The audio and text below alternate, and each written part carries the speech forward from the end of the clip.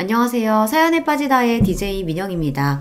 오늘도 두 가지 사연 준비되어 있으니 재미있게 들어주시고요. 구독과 좋아요 버튼도 눌러주세요. 그럼 오늘의 사연 함께 만나볼게요. 안녕하십니까. 저는 환갑을 훌쩍 지나 어느덧 칠순을 바라보고 있는 평범한 사람입니다. 아이들 처음 태어났을 젊을 시절만 해도 이 핏덩이들 언제 다 키우나 싶은 마음뿐이었는데 어느덧 두 녀석 모두 출가시키고 제 머리에는 흰머리가 소복하게 내려앉았네요. 참 세월 가는 게 무섭습니다. 자식들과 안사람까지 내 식구가 복잡거리며 지내다가 아이들은 각기 짝 찾아서 가정을 이루고 한평생 곁을 지켜주던 아내마저 떠나자 요즘 가슴속이 뻥 뚫린 것 같은 헛헛한 마음을 달래기 쉽지 않더라고요. 이러한 적적한 마음을 위로해준 곳이 바로 이곳 채널입니다. 저희 나이대 남자들이야 남자가 가정적인 것을 가장으로서 채통이 없다고 모자란 남자 취급하는 경우가 흔하다 보니 어디 가서 결혼해서 겪은 일들이나 가정생활에 대한 이야기 나누기가 쉽지 않더군요. 그러던 차에 결혼과 살아가는 이야기들을 진솔하게 들려주시는 여러분들의 소중한 사연을 접하게 되어 구멍이 뻥 뚫린 것 같았던 가슴을 메워주는 듯한 위로를 받게 되었습니다. 제가 직접 제 이야기를 하려고 펜을 들어보니 제 이야기 하는 게 여간 어려운 일이 아니라는 생각이 드는데요. 그럼에도 불구하고 제가 제 이야기를 하기로 마음먹은 것은 제게도 그간 켜켜이 쌓여온 나름대로의 사연이 있어서입니다. 저 역시 차마 창피한 마음에 다른 곳에는 털어놓지 못한 이야기 여기서 풀어볼까 싶어서요. 자식들 다들 제 가정 꾸리고 제 옆구리 채워주던 아내의 빈자리를 느끼게 되니 저도 모르게 불쑥 서러운 마음이 들 때가 종종 있습니다. 한 번은 다른 사람도 아니고 며느리 때문에 마음을 많이 다친 적이 있었어요. 평소 자식들보다는 아무래도 어려운 며느리와 사위에게는 더더욱 조심스러워서 할 말이 있어도 꾹 참았던 것이 제게 독이 되었나 봅니다. 나는 몰라도 우리 부모님한테 절대 소홀하게 하지 말라고 얘기했어 안 했어? 내가 뭘 그렇게 대단한 걸 요구했다고 그거 하나를 못 지켜서 집안에 이 분란을 만들어. 여보 잘못했어. 내가 실수했어. 아버님 제가 잘못했어요. 한 번만 용서해 주시면 정말 다신 이런 일 없을 거예요. 제발 이 사람 좀 알려주세요. 이 사람이 아직도 정신을 못 차리고 지금 아버지한테 당신 사정 부탁하게 생겼어? 평소 말수가 적고 딸아이에 비해 무뚝뚝한 편이었던 아들 녀석이 그렇게 길길이 화를 내며 날뛰는 꼴을 제 평생 처음 봤습니다. 무슨 일이 있었길래 늙은 아비 편 들어주겠다고 저희 아들이 저렇게까지 난리를 친 건가 싶으시죠? 지금부터 제 살아온 이야기를 여러분께 풀어볼까 합니다. 저는 태어날 때부터 넉넉하지 못한 집안에 태어나 고생하면서 자라났습니다. 믿을 거라고는 오로지 제 노력으로 성실하게 하루하루를 살아내어 일군 정직한 것들로 제 삶을 차곡차곡 쌓아왔다는 것 정도였죠. 그러니 제 장인 장모님께서 하나뿐인 고명딸의 남편감이랍시고 저를 소개받으셨을 때 마음이 차지 않아 하셨던 것도 놀라운 일은 아니었습니다. 지금은 세상을 떠난 제 고운 아내는 유복한 집에서 위로 줄줄이 오빠들만 있는 집에 귀한 막내딸로 태어나 금이야 오기야 자란 아가씨였으니까요. 언감생심 제가 넘볼 수 있는 여자가 아니었으나 사람 인연이라는 게 원래 참 얄궂은 거 아니겠습니까? 접점이라고는 없을 것 같았던 저희 같은 사람도 평생의 인연으로 묶이곤 하는 게 사랑이니까요. 무엇 하나 기대할 수 없는 환경의 집안에서 자라 그래도 이를 악물고 공부한 덕분에 고학생의 신분으로나마 어렵사리 제가 원하던 대학에 입학할 수 있게 되었습니다. 아내는 저보다 한 학번 아래의 후배였어요. 저와는 다르게 집안에서 갖은 지원을 다 받으며 입학한 아내는 당연히 저보다 학교 생활도 여유롭게 할 수 있었어요.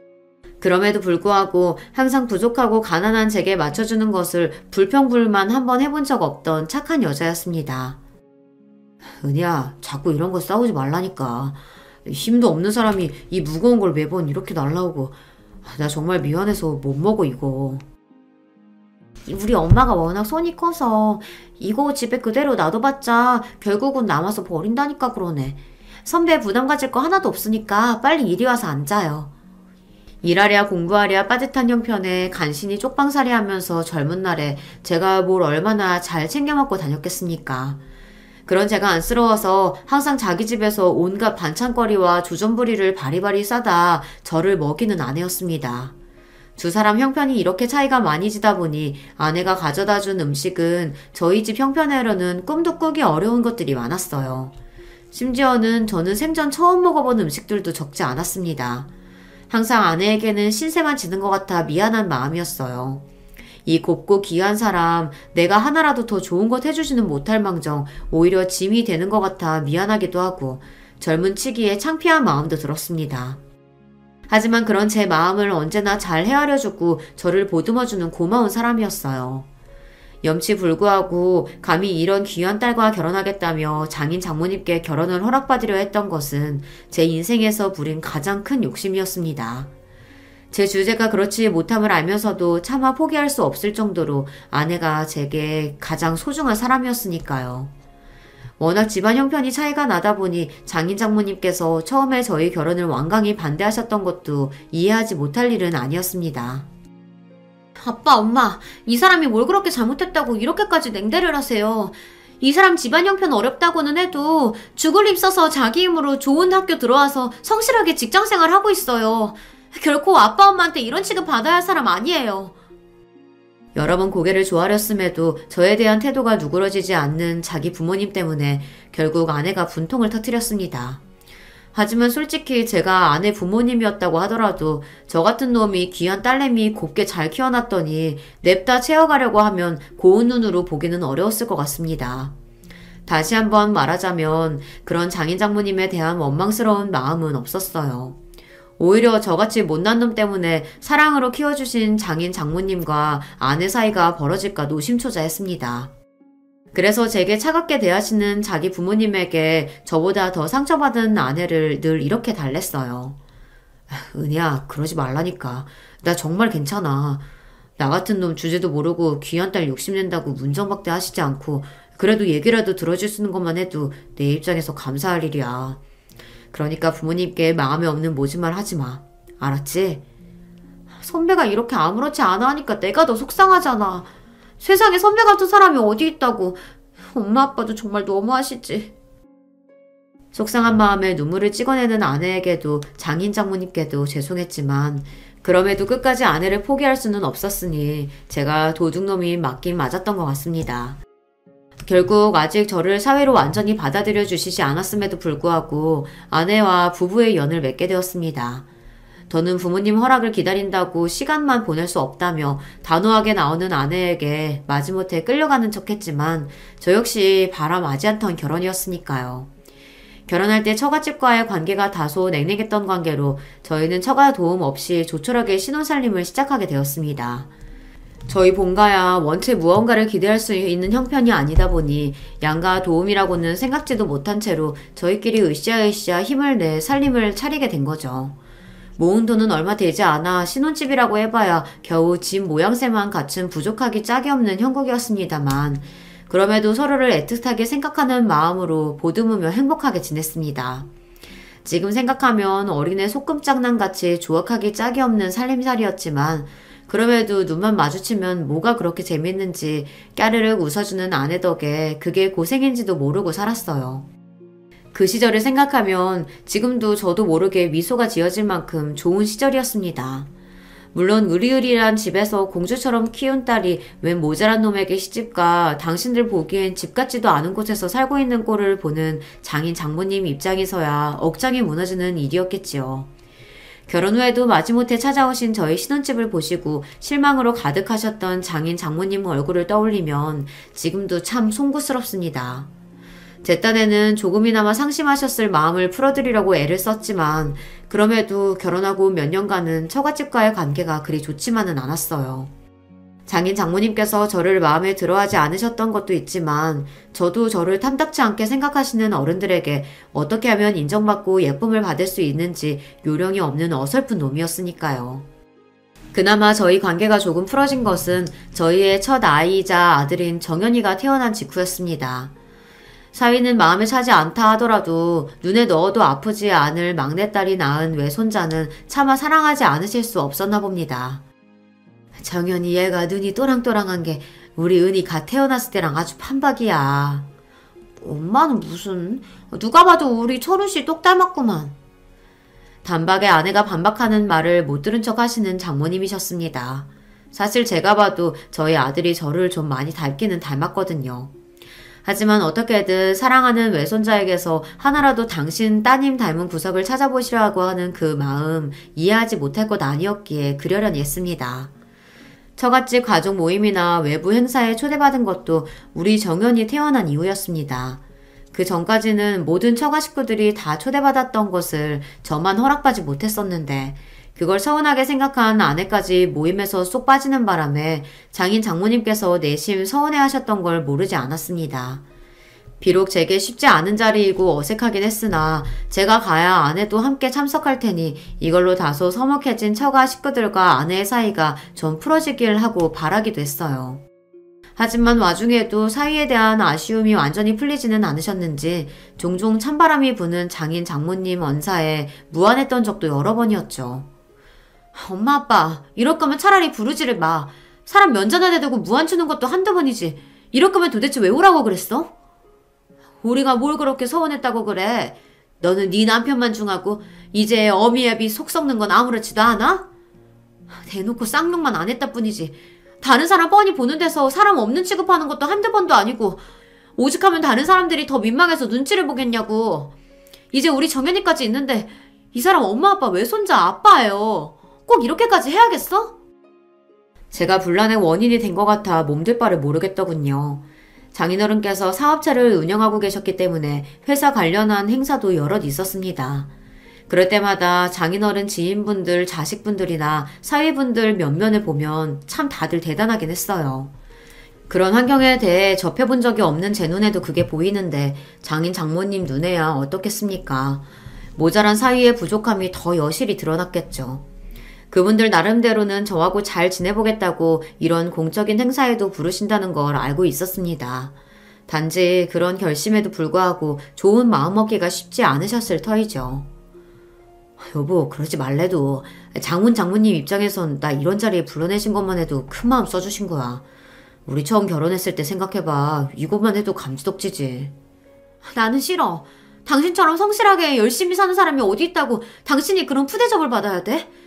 엄마 아빠가 당신을 그렇게 대하니까 다른 사람들까지 당신을 함부로 대해도 되는 사람처럼 예의 없이 굴잖아.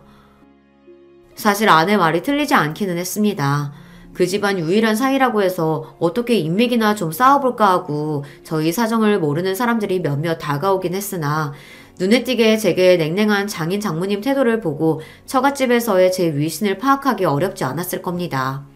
그리고 믿을 구석 없는 사람에게 세상이 늘 그렇듯 그런 저를 보고 태도가 냉랭해지는 사람들은 드물지 않았죠. 아마도 그게 아내 심기를 더 불편하게 만들었을 겁니다. 여보, 정말 안 갈 거야? 싫어. 거기 갔다가 또 당신 무슨 대접 받으려고. 내가 거기까지 가서 그 꼴을 봐? 안 가. 그런 비슷한 상황이 몇 번 반복되자 더는 아내도 참지 않는 바람에 저까지 처가일로 발걸음을 하기가 애매해지더라고요. 아내도 없는 공적인 자리에 저 혼자 덩그러니 나가는 것도 이상한 일이고 해서 그럴 때마다 따로 장인 장모님을 찾아뵙고 양해의 말씀을 구해야 했습니다. 장인어른 장모님, 제가 부족해서 두 분도 그렇고 은희까지 마음 불편하게 만든 것 같아 죄송합니다. 다음에는 어떻게든 제가 설득해서 은희랑 같이 올 수 있도록 노력해 볼게요. 그런 저를 보며 당신들 딸에 대한 서운함과 함께 사위인 저에 대한 미안한 마음을 가지고 계시다는 걸 어렵지 않게 눈치챌 수 있었습니다. 원래 어른들이 그렇지 않습니까? 아랫사람에게 미안한 마음 전하기 어려워하는 것은 예나 지금이나 별반 다르지 않으니까요. 저 역시 감정 표현에 서툰 부모님 밑에서 자라기도 했고요. 하지만 그렇다고 그분들이 저를 마냥 미워만 하시는 건 아니라는 것 등은 알고 있었습니다. 아무렴 업고 다녀도 모자랄 귀한 제 마나님 낳고 길러주신 분들인데 제가 그것 하나 이해하고 넘어가지 못하겠습니까? 그렇다 보니 제 처가와 교류가 있는 지인분들 대부분은 제가 처가로부터 그리 신뢰받지 못하는 사이라는 걸 아름아름 알고 계셨을 거예요. 그러고는 딱히 저희 부부가 처가 공적인 자리에 자주 얼굴을 들이밀지 않다 보니 더더욱 그런 소문은 굳어져 갔겠죠. 하지만 그것과는 별개로 저희 부부는 아주 잘 지냈습니다. 아들 녀석 낳고 몇 해 지나지 않아 딸아이 영현이까지 태어나면서 저희 부부의 기쁨은 더할 나위 없었습니다.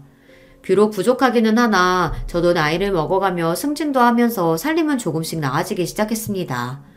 부부 둘이서 힘을 합쳐 열심히 모아 이사갈 때에도 방도 한 칸씩 늘려가며 제법 온전한 가정으로서의 모습을 갖추며 살게 되었죠. 장인 장모님 역시 그렇게 조용하지만 저희끼리 다복하게 살아가는 모습을 보며 다소 마음이 누그러지셨는지 예전처럼 제게 날선 반응을 보이시진 않으셨기에 아내와 처가의 관계도 전보다는 많이 부드러워졌습니다. 특히 장인 장모님께서 저희 아들 정연이를 아주 예뻐하셨어요. 아이가 어릴 때부터 말수가 적고 어른스럽기도 했지만 아주 영특한 데가 있었거든요. 그 나이대 아이라고는 생각하기 힘들 정도로 끈기가 있는 부분이 있어서 그 조그만 걸 숙제한다고 앉혀놓으면 한 번 징징대지도 않고 진득하니 앉아서 공부에 열중하는 모습이 부모인 저의 눈에도 신기해 보일 지경이었습니다. 그러니 장인 장모님 눈에 손자가 얼마나 기특해 보였겠습니까? 아이고 우리 정연이 요 조망만한 게 어쩜 이렇게 집중력도 좋은지 아주 커서 큰 인물이 될 거야. 그렇죠 여보? 우리 정연이가 우리 집 대들보지 암만. 귀한 막내딸네 집에 오셔도 대면대면한 사위 때문에 좀처럼 감정을 쉽게 드러내지 못하시던 장인 장모님께서도 사이에 정연이만 앉혀놓으면 그리 살가운 분들이 아닐 수가 없었습니다. 저야 원래도 기특하고 예쁜 제 아이들이지만 특히나 정연이 덕분에 어색한 장인 장모님과의 관계가 조금은 개선되는 것 같아 아이에게 고마운 마음도 있었죠. 자라면서 항상 전교 1등을 놓치지 않을 정도로 우수한 성적을 냈던 정연이는 저희 부부뿐만 아니라 장인 장모님께도 커다란 자랑거리이자 자부심이었습니다. 물론 저희 딸 영연이도 똑부러지게 자기 일 잘하고 공부도 제법 잘했지만요. 워낙 오빠가 성적이 좋다 보니 공부보다는 예체능 쪽에 관심이 더 갔더라고요. 그런 영연이 역시 저희 부부에게 정연이 못지않게 소중하고 사랑스러운 딸이었지만 아무래도 어르신들한테는 공부 잘하는 자손이 제일인 법이니까요. 손녀인 영연이도 많이 예뻐해 주셨지만 그래도 정연이를 더 믿음직스럽게 생각하시는 거를 알고 있었습니다. 그런 정연이가 답지 않게 제 외주부모님께 반항 아닌 반항을 한 적이 있었는데요. 바로 아버지인 저 때문이었습니다. 이미 저로 인해 아내와 장인 장모님 사이가 소원해진 적이 있었기 때문에 제 나름대로는 저희 아이들과 장인 장모님 사이가 저 때문에 서먹해지지 않도록 마음을 썼습니다. 아들 녀석 낳고 얼마 되지 않아 한동안 참석했던 처갓집 공식 행사에서의 일 때문에 제가 장인 장모님으로부터 크게 인정받지 못한다는 소문이 한 차례 돈 바 있었다고 말씀드리지 않았습니까? 그래서 혹여나 아이들 귀에 그런 소리가 들어가지 않을까 신경을 쓰기도 했고요. 물론 그 이후로는 별다른 일이 없었기 때문에 별일이야 있을까 싶었는데 어떻게 아이 귀에 그게 들어갔던 모양이에요.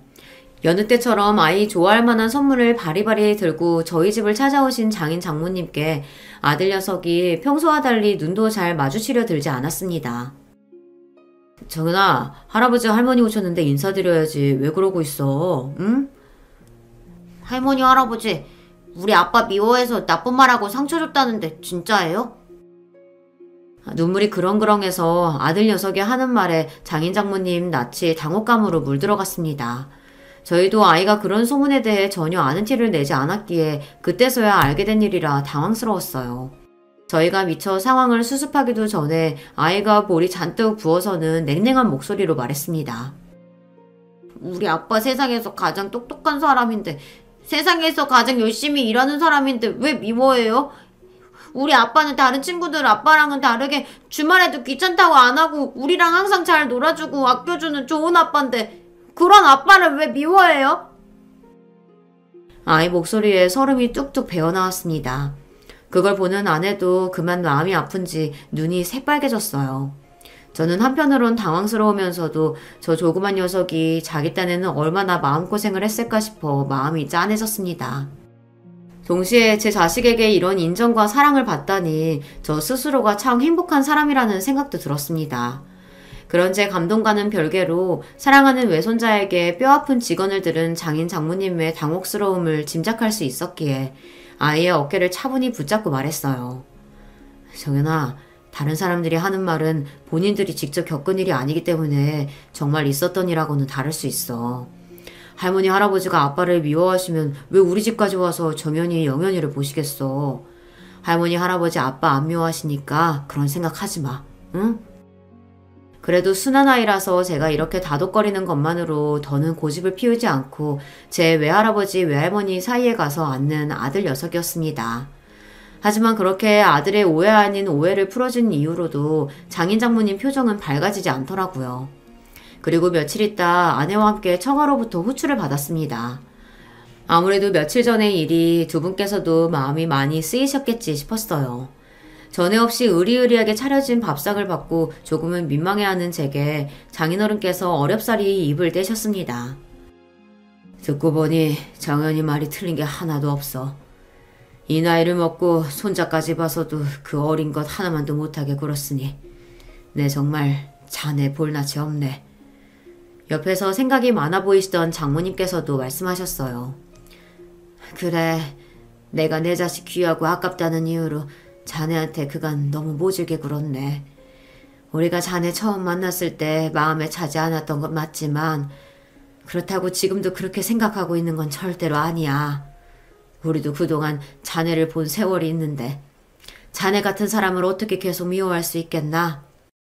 하지만 우리 속마음은 속마음인 거고 제대로 풀 문제들을 풀지 않아서 자네도 그렇고 우리 은희도 그렇고 그 어린 정연이까지도 마음고생을 하게 했으니 이 노인네들이 정말 면목이 없네.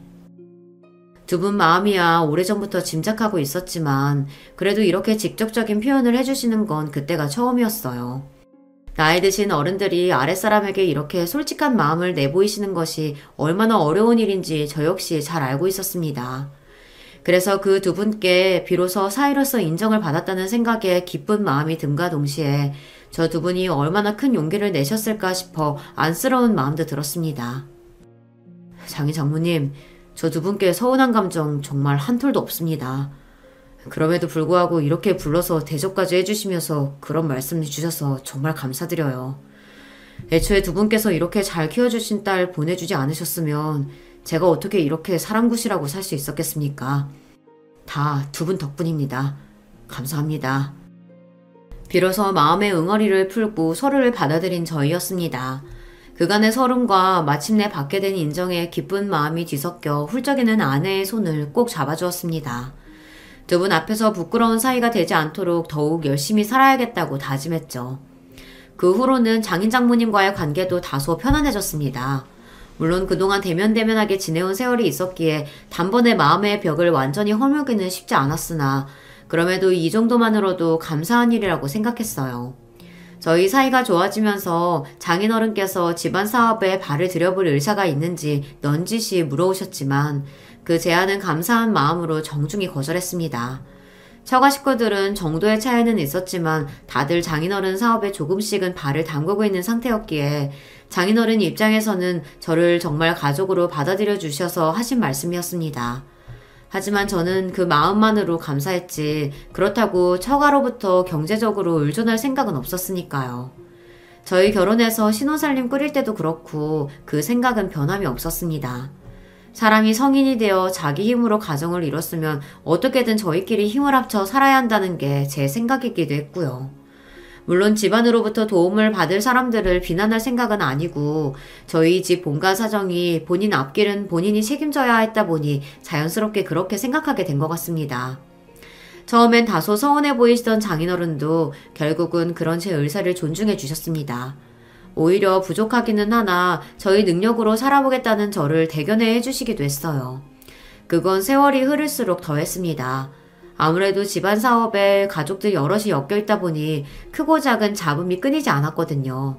당신 아들들이 차례로 한 번씩 돈 사고를 칠 때마다 적잖이 마음고생을 하셨던 장인어른이시니 이렇듯 본인 사업에 관여하지 않는 저를 나이가 먹어갈수록 더 인정해 주신 것 같기도 합니다. 그래서 이런 여러 가지 상황이 벌어지는 동안에도 저희 가족은 처갓집 상황에 크게 영향을 받지 않고 저희 나름대로 오순도순 다복하게 잘 지냈습니다. 이제는 저도 어느 정도 자리를 잡아 저희 식솔들 고생시키지 않고 하고픈 것들 하게 해줄 수 있을 정도의 능력을 갖추었고 아이들은 아픈 곳 없이 건강하게 자라며 자기들 할 일 잘 해주었습니다. 원체 타고나길 몸이 약한 편이었던 아내의 건강이 연명스러웠을 뿐 다른 걱정은 없었어요. 특히나 아들 녀석인 정연이가 성적표를 받아오는 날은 저희 부부뿐만 아니라 양가 부모님들도 기쁨을 주체하지 못하시는 날이었습니다. 중학생 이후로 의사가 되겠다는 진로를 확고하게 밝힌 아들 녀석은 더욱 공부에 박차를 가했습니다. 원래도 머리가 좋고 끈기가 있어 우수한 성적을 받아오던 아이였는데 목표의식이 뚜렷해지고 나니 공부에 대한 의욕도 더 커진 것 같았어요. 한번 공부하겠다고 책상에 자리를 붙이고 앉으면 반나절은 너끈히 진득하게 자리를 붙이고 공부하는 아들 녀석이었습니다. 저러다 건강이라도 해칠까 싶어 저나 아내가 한 번씩 일으켜 간식도 먹이고 말도 붙여가며 휴식을 취하게 해야 할 정도였어요. 딸아이 표현에 따르면 공부할 때는 우직하기가 곰 같은 아이였습니다. 그러니 장인 장모님 눈에 그런 아이가 얼마나 기특하고 예뻐 보였겠습니까? 회사 일이나 다른 자식들 문제로 속이 썩어도 저희 집에만 오시면 만면의 미소가 가득한 장인 장모님이셨어요. 자식 손자놈들 그리 많아도 믿을 건 우리 정연이 하나밖에 없다. 할아비한테는 우리 정연이가 제일이야. 그럼 친손자놈들이 우리 정연이 밥만 했으면 내가 이 속 끓일 일이 뭐가 있어? 날이 갈수록 정연이에게 마음이 기우는 두 분이셨습니다. 그런 그분들 편애에 혹시나 아이가 되바라진 마음을 가질까 걱정했던 적도 있지만 저희 아들이 그래도 그럴 녀석은 아니었어요. 제 딴에는 이제 자기도 철 좀 들었다고 속상하실 외할머니 외할아버지 마음 맞춰드리며 기분을 풀어드릴 줄도 아는 아이였습니다. 할머니 할아버지 조금만 더 기다리세요. 제가 의대 합격하고 의사 면허 따면 두 분 주치의해드릴게요. 아이고 말만 들어도 좋다. 말만 들어도 좋아. 아들 녀석은 제 입에서 나온 말을 지켰습니다. 말수가 적은 만큼 한번 자기가 내뱉은 말은 책임을 지고 지키는 아이였어요. 녀석은 우수한 성적으로 의대에 입학한 것도 모자라 학교 다니는 내내 그 공부 잘한다는 수재들이 모여있는 의제에서도 두각을 드러냈습니다. 그러고도 우리 정연이는 자만하지 않고 밤낮 없이 공부에 열중해 의사 면허 역시 무난하게 따낼 수 있었습니다. 아들이 드디어 어엿한 의사가 되었던 날 저희 부부는 물론이거니와 장인 장모님 역시 뛸 듯이 기뻐하셨어요. 아이고 내 새끼 우리 강아지 정말 장하다 장해. 두 분 얼굴에 자랑스러움이 가득했습니다. 이제는 나이가 많이 들고 노쇠하셔서 예전에 저를 반대하실 때의 도끼는 싹 빠지고 그저 손자에 대한 사랑이 가득한 얼굴을 하신 두 분이셨어요. 최근에 번갈아 사고를 치기 시작한 손자들 때문에 마음고생을 많이 하셔서 부쩍 기운이 없으셨던 두 분께서 모든 시름을 잊으신 날이기도 했습니다. 아내가 막내딸이다 보니 위에 오빠들로부터 본 친손자들은 저희 아이들보다 나이가 좀 있는 편이었습니다. 하지만 애석하게도 회사 일을 보던 손자나 넉넉한 조부모의 형편에 기대어 살던 손자나 두 분 기대를 채우기엔 부족했습니다. 두 분이 저희 아들 정연이에게 더욱 정을 붙이신 것 또한 그런 친손자들에 대한 실망감이 컸기 때문일 거예요. 평소에도 저희 아이들에 대한 애정을 숨김없이 드러내시던 장인 장모님이시다 보니 저희 아이들, 특히 정연이에게 제법 유산을 많이 물려주시는 건 예상 가능한 범위였습니다. 아내 역시 가장 아끼시던 딸 자식이다 보니 예상하지 못했던 일은 아니었고요. 하지만 사위인 저한테까지 자식들 못지않게 유산을 책정해 주셨던 건 차마 예상치 못했던 부분이었습니다. 여보, 이건 나한테 너무 과하지 않을까? 무슨 소리야. 그 양반들이 표현을 잘 못해서 그렇지 우리 오빠들보다 당신을 더 믿는다고. 그리고 당신 이거 받을 자격 충분하니까 그렇게 생각하지 마. 두 분께서 저를 마음으로 받아들여 주신 줄은 알고 있었지만 그래도 이렇게까지 마음을 써주실 줄은 몰랐기에 눈시울이 붉어졌습니다. 돈도 돈이지만 그분들께 정말 자식으로 인정받은 기분이었으니까요. 사정 모르는 사람이야 여전히 저를 저희 장인 장모님의 천덕꾸러기 사위인 줄 알겠지만 누가 뭐래도 그분들의 진심 어린 애정을 받았다는 생각에 그만 마음이 뭉클해졌습니다. 돌아가시기 얼마 전 저희 아들 손을 꼭 붙잡고 장모님께서 말씀하셨습니다.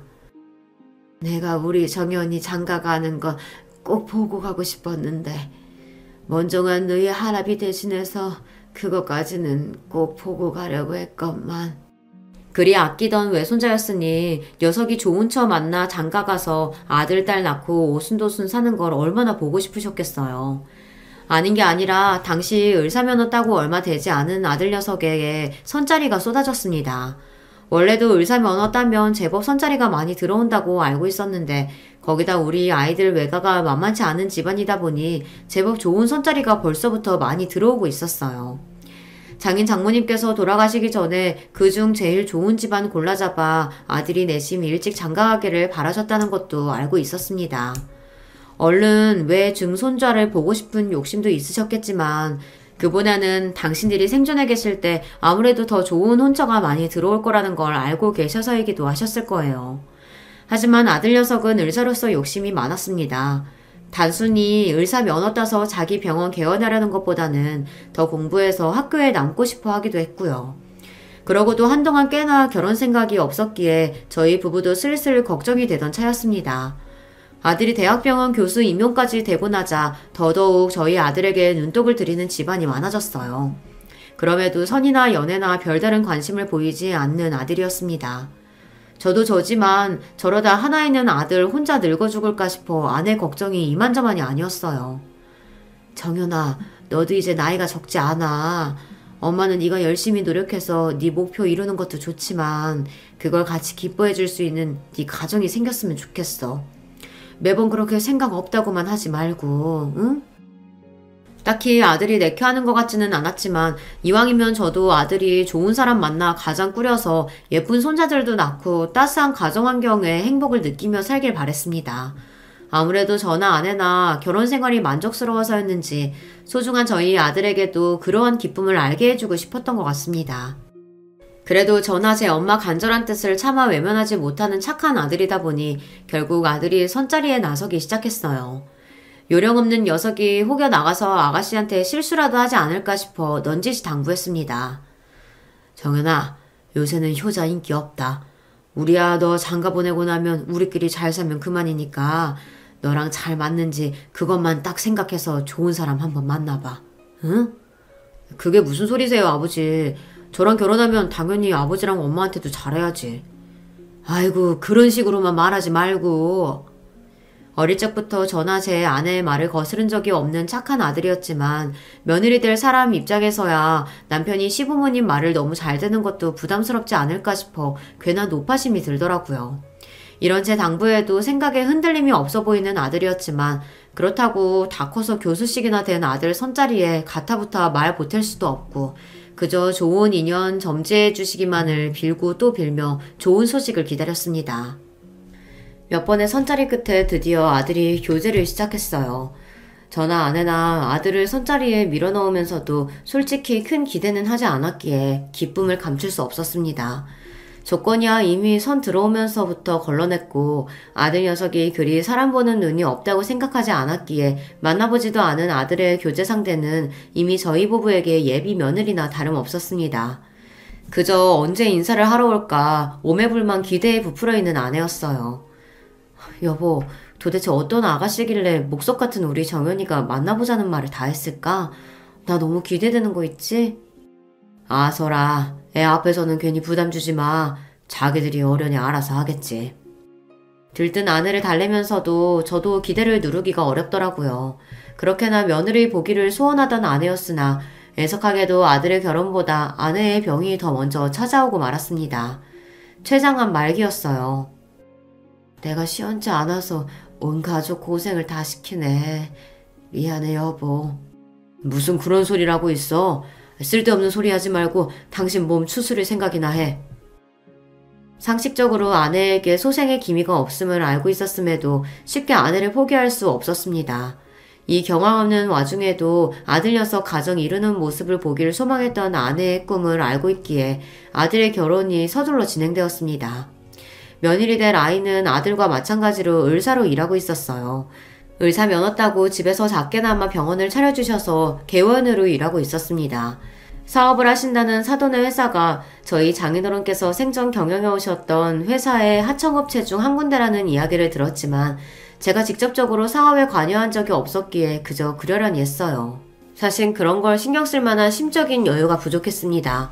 저는 거의 하루 종일 아내 곁에 붙어서 간병을 하며 얼마 남지 않은 시간이 흐르는 것이 안타까워 견딜 수가 없었습니다. 유미씨, 우리 정연이 잘 부탁해요. 내가 새 사람 맞이하면서 이것저것 챙겨줄 게 많은데 내 꼴이 지금 이래서 그러지도 못하고 참 미안하네. 아니에요. 무슨 말씀을 그렇게 하세요, 어머니. 저희들끼리 알아서 잘할 테니까 걱정하지 마시고 쾌차하세요. 몇 번 보지 않아 서먹한 아내에게 살갑게 말해주는 며느리가 고마웠습니다. 와중에 아내는 병색이 완연했습니다. 이제 정말 우리에게 남은 시간이 없다는 걸 순간마다 실감했어요. 평생 곁을 지켜주던 아내가 영원히 돌아오지 못할 것으로 떠난다고 생각하면 마음이 미어지듯 아파왔습니다. 결국 아이들 시골리고 채 한 달을 버티지 못하고 아내는 영원한 여행을 떠나게 되었습니다. 세 사람 맞이하고 하나 남은 시부모로서 마음을 잘 썼어야 했는데 아내 잃고 정처 없이 떠도는 마음을 붙잡기에도 버거워 그러지 못했어요. 아들이나 며느리에게 참 미안했습니다. 그런 말씀 마세요, 아버지. 두 분 사이가 그렇게나 각별하셨는데 지금 아버지 심정이 어떨지 제가 어떻게 차마 상상이나 할 수 있겠어요. 그저 아버지 몸 상하지 않으시도록 건강에만 신경 쓰세요. 이제는 장성에서 아내를 잃은 아비를 듬직하게 위로해주는 아들이었습니다. 제게 살뜰히 마음을 써주는 아들과는 달리 며느리와의 사이는 좀처럼 가까워지지 않았습니다. 저희 집안 식구가 될 무렵 제가 워낙 정신이 나가 있어서 더 그런 게 아닌가 싶어 며느리를 대하기에 미안스러워 더 어렵게 느껴지더라고요. 사위면 성별이라도 같으니까 어떻게 좀 친해질 구석이 있을지 몰라도 남의 집 귀한 딸내미를 스스럼 없이 대하는 게 쉽지 않았습니다. 또 아들이나 며느리나 각자 생업이 있다 보니 자주 볼 일이 드물기도 했어요. 그나마 아들은 제 엄마 떠나고 많이 울적해하는 아버지 걱정에 바쁜 시간을 쪼개 저를 찾아오곤 했지만 며느리도 함께 오는 일은 극히 드물었습니다. 저 나름대로는 또 호라비로서 기운 처져 있는 모습 며느리에게 보이기 민망하기도 하고 편치도 않을 홀 시아버지 보러 불편한 자리에 괜히 며느리를 찾지도 않았고요.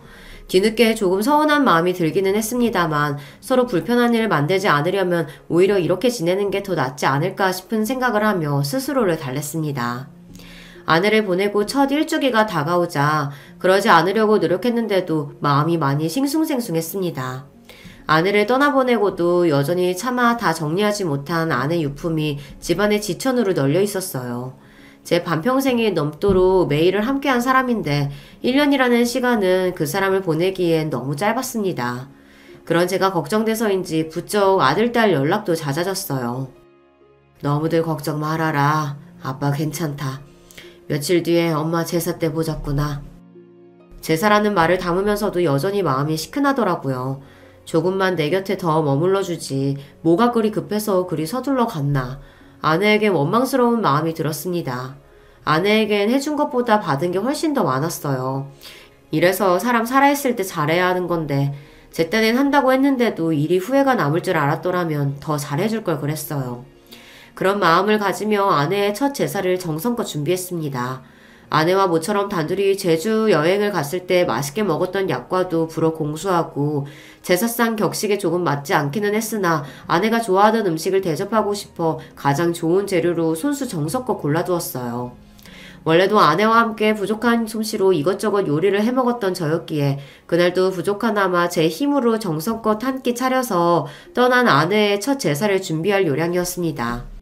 음식 다 준비하고 아이들은 그저 와서 제 엄마 좋아하던 음식 함께 나누며 시간을 보내고 싶어 일부러 천천히 오라고 일렀는데 뜻밖에도 며느리가 생각보다 이른 시간에 혼자 먼저 찾아왔어요.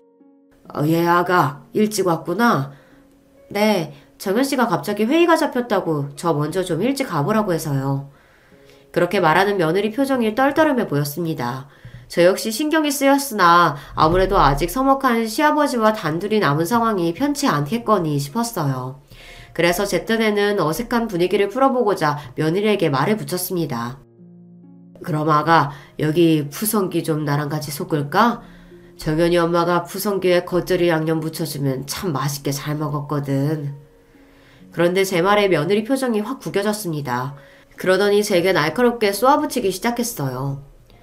아버님, 말이 나와서 말인데 요즘이 어떤 시대인데 제사를 지내요. 있는 제사도 없애는 판국에 굳이 바쁜 사람들 다 불러내서 이렇게 번거로운 일 만들 필요가 있어요? 그리고 아버님 모르시는 모양인데 저희 집 크리스찬이에요. 우리 집 제사도 안 지내고 기도를 끝내는 판에 시집와서 제사 음식까지. 그냥 오늘도 번거로운 일 만들지 말고 각자 기도나 하고 끝내요.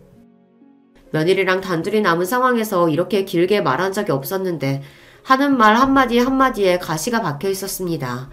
생각지도 못한 며느리의 날카로운 반응에 저는 너무 당황스러웠어요. 그 애에게 따로 과한 요리를 시킨 것도 아니었고 혼자 손이 놀고 있으면 민망할까봐 소일거리나 같이 하며 이야기라도 나눠보고자 했던 건데 서름에 눈물이 왈칵 나올 만큼 매몰찬 반응이었습니다. 잠시 말을 잃고 있다가 생각을 하면 할수록 화가 치밀어 오르기 시작했어요. 누가 들으면 제가 뻔질나게 며느리를 불러 올리기라도 했다는 듯 말하는데 애초에 제가 먼저 며느리를 호출한 적도 단 한 번 없었습니다. 오늘도 아들 녀석이 제 걱정에 며느리를 먼저 보낸 모양인데 제가 원한 상황도 아니었고요. 게다가 그날은 아내의 첫 제삿날 아닙니까? 제가 장남이 아니기에 저희 본가 제사도 제가 가져오지 않았고 장인 장모님 제사도 처가 쪽에서 지내고 있었고요. 애초에 제사를 지내는 것 자체가 그날이 처음이었습니다. 며느리의 저런 날선 반응은 납득이 가지 않았어요. 순간 병색이 완연했음에도 며느리를 맞이할 생각에 살풋 미소를 짓던 아내의 지난날이 떠올랐습니다. 그리 바라던 며느리가 자신의 첫 제사를 저리 생각하고 있다는 걸 알면 그 사람 마음이 어떨지 제가 다 서러울 지경이었어요. 그때 아들이 들어왔습니다. 뭐야, 왜 이래요? 아버지, 무슨 일 있어요? 심상치 않은 집안 공기에 아들 녀석도 신경을 곤두세웠습니다. 제 시아비 눈치는 보지 않아도 남편 눈치는 보는지 그제야 며느리도 힐끗힐끗 제 눈치를 보기 시작하더군요. 저는 굳은 표정으로 아들에게 말했습니다.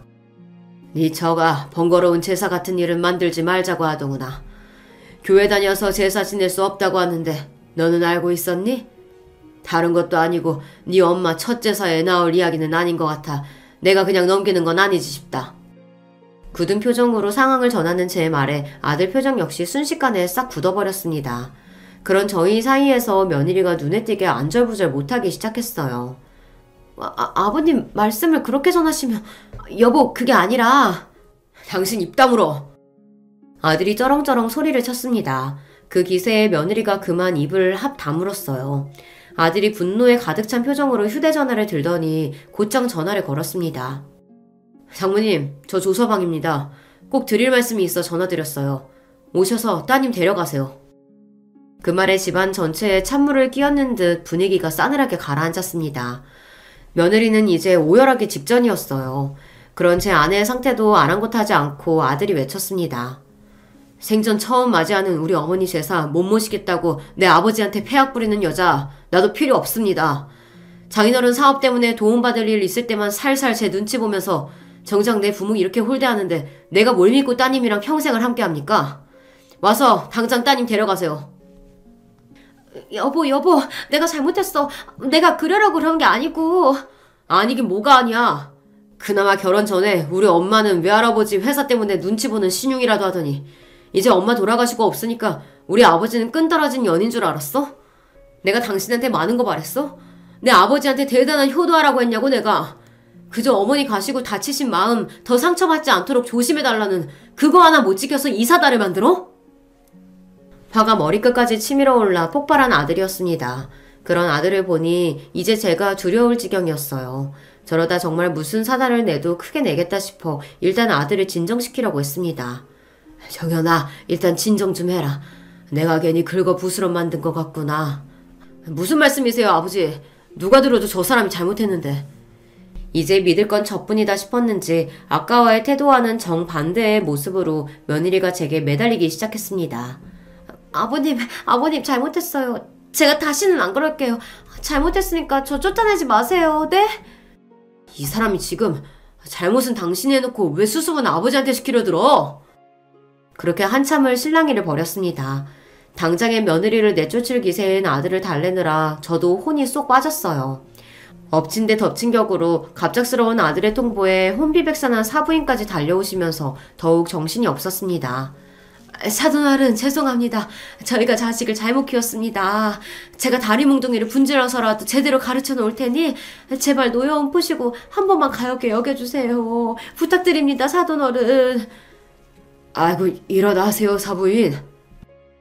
자식 일에 눈이 뒤집힌 어머니가 제게 엎드려 읍소하는데 그걸 말리는 것도 보통 일이 아니었습니다. 당장에 며느리 소박 놓겠다며 윽박지르는 아들 때문에 엉엉 울고 비는 며느리나 제발 딸 자식 한번 봐달라며 제게 비는 사부인이나 혼란의 연속이었습니다. 결국 아들이 둘을 싹 걷어 나가면서 비로소 침묵이 찾아왔어요.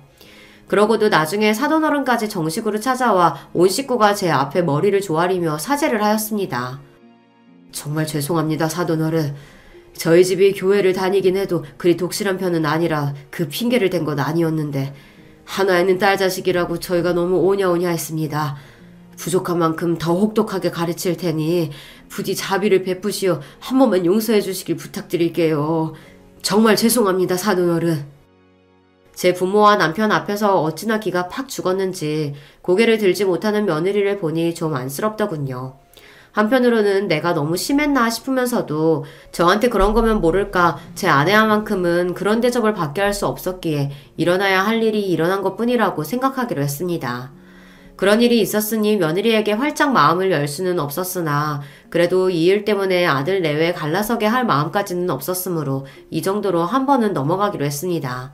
제가 굳이 보태지 않아도 마음고생을 어지간히 한 모양인지 얼굴이 말이 아닌 며느리 꼴이 애잔하기도 했고요. 한번 아들 녀석이 제대로 휘어잡아서인지 그 후로는 저나 저희 식구들 앞에서 꼼짝을 못하는 며느리이니 같은 실수를 반복하지는 않겠지 하고 있습니다. 아들 녀석에게는 너무 며느리 잡지 말라고 효자 남편은 자랑 아니다 타이르긴 했으나 돌아온 녀석 반응은 단호했습니다. 전 한치의 후회도 없어요, 아버지. 같은 일 생기면 그 사람한테 더는 기회 없다고 엎어놓았으니까 저랑 갈라서기 싫으면 알아서 하겠죠. 내 아들이지만 좀 너무하다 싶으면서도 그래도 저 효자 아들 아니었으면 아내에게 미안한 마음을 어찌다 풀었을까 싶어 내심 고맙기도 합니다. 저는 몰라도 제 아내는 그럴 자격이 있으니까요. 그 이후로는 별 잡음 없이 잘 지내고 있습니다. 집안에 사람 하나 들이는 게 참 쉬운 일이 아니구나 하는 걸 실감하게 된 일이죠. 오늘 제 이야기는 여기까지입니다.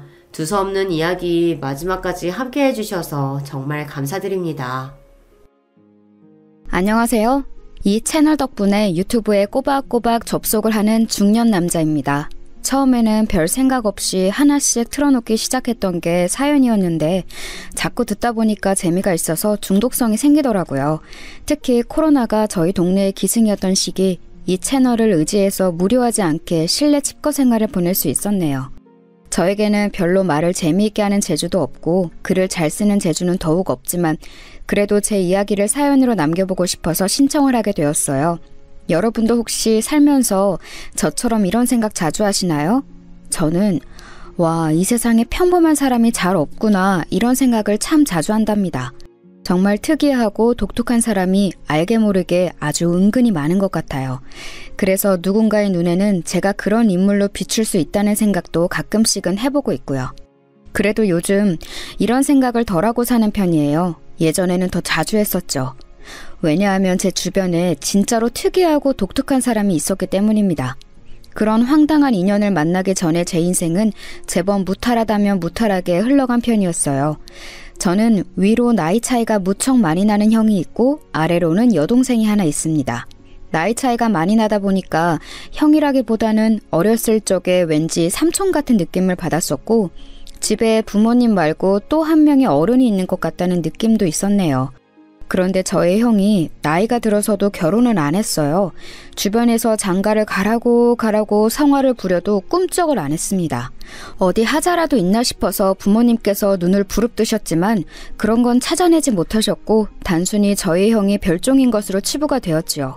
원래는 형에 대한 주변의 평가가 결혼을 안 한 사람이었는데 시간이 지나자 못한 사람으로 위치가 바뀌었고 거기서 더 시간이 지나자 안 하는 것인지 못하는 것인지 알 수 없는 사람으로 된 것 같습니다. 도중에 국제결혼 얘기까지 사실 동네 분들의 추천 때문에 흘러나왔었는데 형이 거품 물고 결사반대를 해서 끝내 흐지부지 되었어요. 아, 그리고 제 여동생은 어렸을 적에 원인불명으로 많이 아팠습니다. 엄청 아파서 온 가족이 매달렸다가 시간이 좀 지나서는 괜찮아졌다가 또다시 아팠다가 그런 과정을 많이 반복했던 아이였어요. 그 시기를 회상하면 부모님께서 두고두고 가슴 아파하셨죠. 특히 아버지께서 말입니다. 우리 막내 딸내미가 아장아장 잘 걷지도 못하고 말도 잘 못하고 그러고 있을 때에 나까지 일하다가 크게 다쳐서 그때가 정말 내 인생에서 말도 못하게 속상한 순간이었지. 치료를 받아도 차도가 없고 집에서 요양을 아무리 해봐도 몸이 나아지지를 않아서 결국 서울로 올라갔던 때에 우리 딸내미 녀석이 어찌나 눈에 밟히고 아비로서 미안하던지. 아이고, 당신도 그 소리요? 그때는 정말 당신도 잘못되는 줄 알았고 우리 막내한테도 뭔가 큰 문제가 있는 줄 알았기 때문에 하늘이 노래졌었지만 이제는 다 지나간 일. 당신이 이날 이때까지 멀쩡하게 살아있고 우리 막내딸 또한 그러하니 훌훌 털고 제발 좀 없던 일로 하십시다.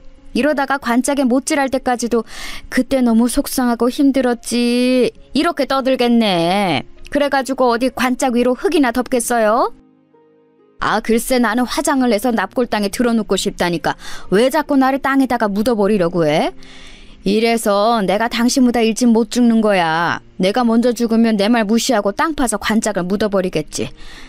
아휴, 아무튼 그때는 참 이루 말할 수 없이 속상했고 우리 막내 딸내미한테 미안했고 그리고 또 우리 대들보 장남에게 고마웠지. 장가를 안 든 것 빼고는 대한민국 1등 효자야. 장가를 안 든 게 얼마나 커다란 흠인데 그거를 그렇게 억지로 빼가지고 대한민국에서 1등 효자로 만들어요? 나 원찬 기도 안 차겠네. 아, 이때까지도 맏며느리감을 안 데려온 괘씸한 장남이기는 하지만 우리 부부가 의지하고 기대고 덕분에 버텼다고 말을 건넬 수 있는 사람은 장남밖에 없기는 하지. 우리가 장남 하나는 잘 낳았슈. 거기서 이렇게 더 든든할 수가 없으니. 저희 아버지께서는 제 여동생이 태어나고 두 돌을 맞이했던 때였나 그 시기에 크게 다치셔서 그 후로 무려 5년 가까이나 일을 아무것도 못하셨어요. 여동생도 아파서 골골거리기 시작한 아이였는데 아버지까지 부상 중에 계셨으니 집이 많이 힘들었습니다. 그때 활약한 사람이 형이었어요. 그때부터 거의 가장 같은 역할을 맡아왔고요. 그래서 부모님께서는 겉으로는 항상 장남이 노총각이어서 창피하고 부끄럽다고 하시면서도 속으로는 많이 의지를 하십니다. 든든한 장남과 애틋한 막내, 뭔가 한 명이 빠진 것 같죠? 예, 제가 빠졌습니다. 첫째는 첫 번째이고 막내는 막내인데 둘째는 이름 따라서 뭐든 두 번째라는 표현이 있더라고요. 제가 인터넷에서 그 표현을 접했을 때 무릎을 탁 쳤어요. 누가 제 입장을 그대로 적어놓은 것만 같았습니다. 저는 존재감이 이도저도 아닌 자식이었던 것 같아요. 자기 몫이나 그저 잘 해내고 형 말에 거역 안 하고 동생만 잘 돌보면 충분한 자식이었죠. 저는 유약하고 소심해서 학교 생활에 어려움을 겪은 여동생을 보필하는 호위기사처럼 그렇게 지냈었어요. 부모님의 신신당부가 있었기에 여동생을 지키는 오빠로 살아왔죠. 인정받는 첫째와 사랑받는 아내, 그 사이에 애매한 저는 성인이 되고 나이가 더 먹어도 그 위치를 벗어나지 못했습니다. 그러다가 제가 소위 초대박을 터뜨리게 되었어요. 길고 짧은 건 대봐야 안다고 하던가요? 설마 제가 나이 먹어서 결혼 자리 하나를 끝내주게 찾아갈 줄은 저도 몰랐습니다. 저는 아내를 소개로 만나게 되었어요. 작정하고서 만난 건 절대로 아니었고요. 그냥 지인 모임이었습니다. 아내는 저보다 4살 연상의 여자였으며 미국에서 살다가 한국에 들어왔다고 그랬어요. 철없었을 때 그저 치기 어린 마음으로 일찍 결혼했다가 어쩌다 보니 부부가 서로 안 맞아서 이혼을 하게 되었네요. 중학생인 아들은 미국에서 전남편이 키우고 있고요. 그런데 전남편이 작년에 재혼을 했어요.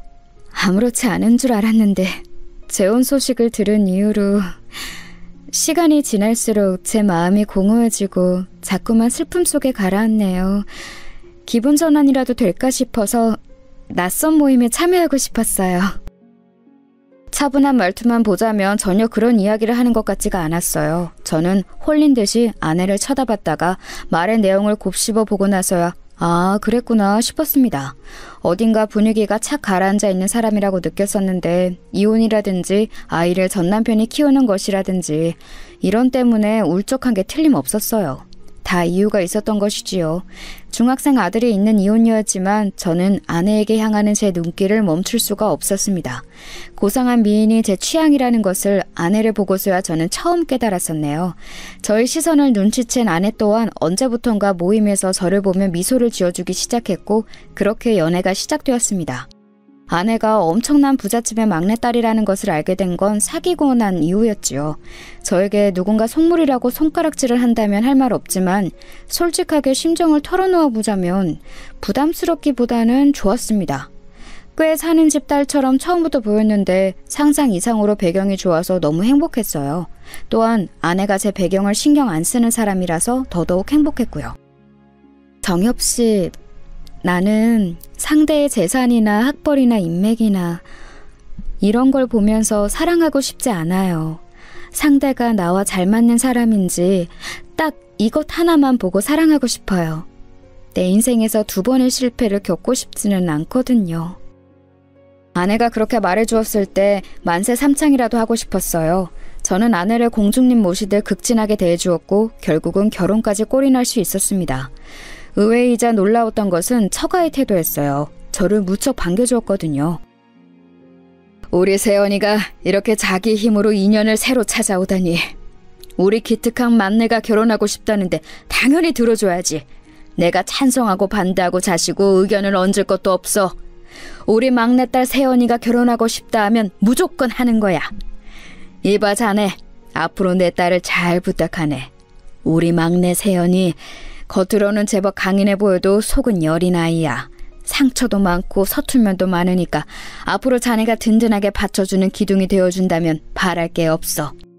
박서방이라고 바로 불러도 되지? 내가 저번에 봤을 때도 참 인상이 좋아 보여서 둘이 얼른 결실을 맺었으면 좋겠다고 생각을 했었는데 이렇게 좋은 소식을 듣게 되다니 너무 반가워. 사위사랑은 장무라는 말처럼 내가 앞으로 우리 박서방한테 신경 많이 써주고 잘할 테니까 아무 걱정하지 말어. 아니지. 나라는 존재가 우리 박서방한테 부담이 될 수도 있으니까 한 발짝 멀리 떨어져서 응원만 해주는 것도 좋겠어. 우리 박서방 생각은 어때? 결혼하고 싶다고 인사를 드리러 갔을 때 장인어른과 장모님 모두 저를 너무 환대해 주셔서 제정신이 쏙 빠질 정도였습니다. 처가는 무려 한남동에 위치한 단독주택이었는데 가히 대저택이라고 칭해도 될 법했습니다. 당시에는 이제 성북동과 연희동 쪽의 전통적인 회장님 댁 동네에 이어서 한남동이 각광을 크게 받기 시작하던 때였죠. 유명 연예인들도 앞다퉈서 한남동으로 거주지를 옮기고 있었고요.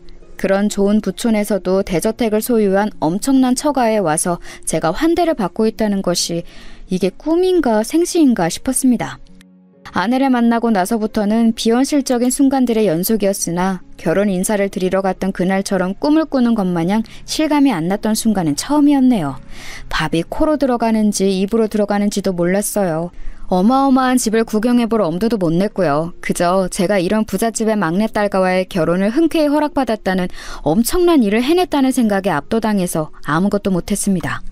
간신히 예의만 차려서 인사를 하고 나올 수 있었네요. 제 자취방에 오고 나서야 정신이 들었고 얼른 집에다 이 소식을 알렸습니다. 그러자 제 연락을 기다리고 있던 가족들이 다 뒤집어졌죠. 무탈하게 허락을 받아냈다고? 이야, 세상에. 우리 집안에도 이런 경사가 일어나는구나. 이게 말이 되는 일인가 싶다. 내가 죽기 전에 이런 일을 다 겪네. 내 아들이 그런 어마어마한 집안의 사위가 되다니. 아우, 정여봐, 네가 해냈구나. 장하다, 우리 아들. 이제 와서 하는 소리지만 내가 너 낳을 때의 느낌이 마치 복되지는 않는 것 같았단다. 혹시나 거기 양친께서 너를 갑자기 반대하시는 일이 벌어지면 어쩌나 싶었는데 이렇게 상황이 다 매끄럽게 흘러가다니. 복받았다. 너도 복받았고 우리 집안도 복받았다. 내가 아니라 내 남동생이 우리 집안을 일으키네. 이 자식, 멋지다. 너한테 이렇게 엄청난 결혼복을 물어주려고 내가 결혼을 안 했나 보다. 내 몫까지 네가 끝내주게 살아봐라. 아버지, 어머니, 형이 차례로 흥분한 채 감상을 쏟아냈는데 한 사람만은 조용했습니다. 제 여동생 말이에요. 제가 결혼한다는 게 싫은 건지 서운한 건지 왜 반응이 없을까 싶어서 기분이 이상했던 저는 이튿날 여동생에게 따로 연락을 했습니다. 그랬더니 머뭇거리다가 저에게 이런 말을 해주더라고요. 오빠, 좋은 분위기에 내가 찬물을 끼얹는 것 같아서 이런 거 안 물어보려고 했는데 보통 부부가 이혼을 하면 아이는 엄마 쪽이 키우지 않아? 그런데 오빠하고 결혼한다는 그분은 독특한 경우인 것 같아서 좀 이상하네.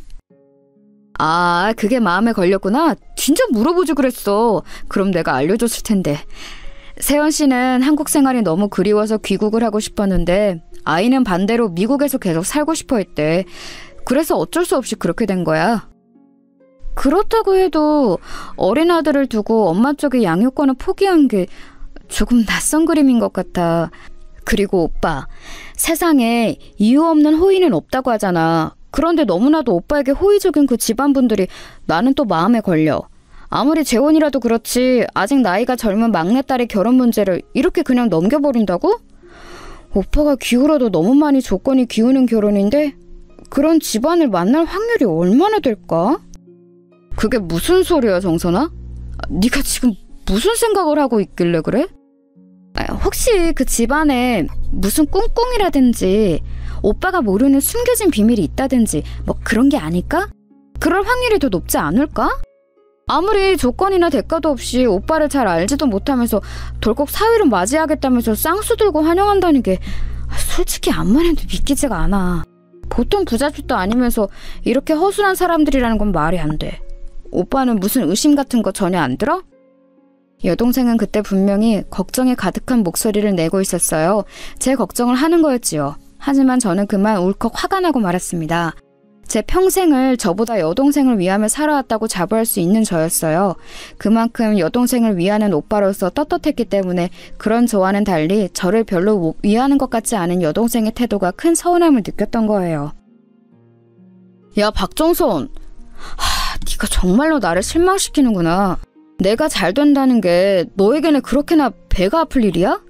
네 뒤치다거리나 하던 집안에서 명실상부 찬밥 1호였던 내가 어마어마한 부잣집에 장가든다니까 못마땅해서 미치겠어? 오빠, 무슨 말을 그렇게 해? 내가 왜 오빠의 결혼에 배가 아프고 못마땅함을 느끼겠어? 오빠가 지금 오해하는 거야. 나는 진짜로 걱정돼서 말을 해준 것뿐인데 오빠가 이렇게 나올까봐 애써 말을 안 하려고 했었어. 하지만 걱정이 되니까 말을 꺼낼 수밖에 없었던 내 마음을 오빠는 왜 그런 식으로 안 좋게 봐? 내가 그 정도밖에 안 되는 사람으로 보이는 거야? 내가 부잣집 막내 사위로 낙점되었다는 사실이, 엄청난 행운의 주인공이 되었다는 사실이 네 눈을 멀게 하고 판단력을 흐리게 만든 것 같다. 나를 축하해주고 내 앞길을 축복해주지는 못할 망정 말도 안 되는 가설이나 내세우면서 내 마음을 복잡하게 만들고 있잖아. 그러고도 네가 내 동생이야? 질투에 눈이 멀어서 네가 놓치고 있는 사실이 한 가지 있는데 내가 잘 되면 결국 너에게도 이건 좋은 일이야. 바로 코앞만 보지 말고 멀리 봐. 나는 진심으로 오빠를 질투해서 그런 말을 한 게 아닌데 내가 오빠의 기분을 상하게 만든 것만은 분명한 것 같네. 내가 너무 성급하게 안 좋은 이야기를 꺼냈던 것 같아. 미안해. 다시는 그런 소리를 내가 입에 담는 일은 없을 거야. 결혼 축하하고 오빠가 잘 살게 기도할게. 여동생이 풀이 죽어서 사과를 하자 저는 솔직히 마음이 편하지 않았어요. 저를 얼마나 우습게 봤으면 제 결혼 소식에 그런 초치는 말이나 하는 건가 싶어서 괘씸하기도 했지만 제가 평생을 위해온 여동생이었기에 풀이 죽은 모습을 하는 게 심란하기도 했죠. 어쨌거나 그건 결혼 전에 작은 소란일 뿐이었고 저는 무사히 결혼해서 아내와 부부가 되었습니다. 그리고 엄청난 곳에서 신혼생활을 시작하게 되었죠. 아내의 본가에서 살게 된 거예요. 한남동의 저택 말입니다. 장인어른과 장모님께서는 이제 부산 쪽에 마련해 놓은 고즈넉한 전원주택에 내려가 사시겠다며 하시며 살림살이를 빼셨어요. 저희 부부에게 그 집을 내어주신 거예요. 제가 생각하기로는 장인어른과 장모님뿐만 아니라 다른 온 가족이 같이 살아도 될 만큼 큰 집이었는데 달랑 둘이서 살게 된다니 믿어지지가 않았습니다. 장인어른과 장모님이 나가시던 날이었는데 배웅을 하려고 서 있던 저에게 장모님이 갑자기 망설이는 얼굴로 다가오시더니 이렇게 말씀을 하셨어요. 우리 막내딸 세연이가 가끔은 좀 예민하게 굴어. 금세 몸이 피곤해지는 스타일이거든. 에너지가 적어서 그런 거니까 우리 박서방은 그런 줄 알고 이해를 잘 해줬으면 좋겠어. 네, 알겠습니다. 걱정하지 마세요. 제가 앞으로 잘하겠습니다. 저는 거침없이 약속을 드렸지요. 한동안은 아내와 함께 저희 취향으로 집의 곳곳을 새로 꾸미고 그러느라 정신이 없었고 너무 즐거웠어요. 그런데 2달 정도가 지나자 금세 보이기 시작한 건 아내가 까다롭다는 점이었습니다. 집에 일하러 오시는 분이 한 분 계셨는데 아내는 그분이 청소를 하지 않는다고 주장했어요. 그러나 집은 깨끗했거든요. 그럼에도 아내는 그분이 아무런 일을 하지 않는다며 기어이 자르고 말았습니다. 제가 입는 옷에 대해서도 지적을 해댔어요. 옷에 그 주름들은 뭐야? 어깨 부분이 지저분해 보이잖아. 왜 후줄근하게 입어? 우리 결혼 전에는 안 그랬잖아. 내가 너무 편해진 거야? 아니야, 절대 그런 건 아니고 집에서 입는 옷이니까 어쩔 수 없이 조금 구겨진 건데 보기 싫으면 갈아입을게. 그러면 보통 갈아입으라는 말까지는 안 하잖아요. 하지만 아내는 저보고 당장 갈아입으라고 했습니다. 저보고 난닝구나 메리아스라는 말도 쓰지 말라고 했고 사각 속옷도 입지 말라고 그랬어요. 아침마다 언젠가부터는 몸무게를 재라고도 시키더군요. 별것 아닌 것 같았지만 저는 왠지 점점 숨이 막혀왔어요. 아내는 밥을 먹다가 아주 작은 날파리가 밥상 위를 지나가는 것을 보자 비명을 지르면서 싱크대로 수저와 젓가락을 집어던지기도 했습니다. 화가 나서 미치겠다며 밥을 더 먹지도 않았어요. 이런 아내의 기행은 나열하자면 끝도 없었는데 그중에서 제일은 밤에 일어났어요. 처음에는 몰랐는데 새벽 2시가 되기 직전이면 아내는 꼭 일어나서 어딘가로 향했습니다. 그냥 조용히 가면 제가 영영 몰랐을지도 모르겠어요. 하지만 귓가에 히히 웃는 소리가 들려서 문득 알게 됐던 거예요. 아내가 소름 끼치게 웃는 소리를 내며 방 밖을 나가 향하는 곳. 저는 그곳이 직감적이므로 지하실임을 알았습니다.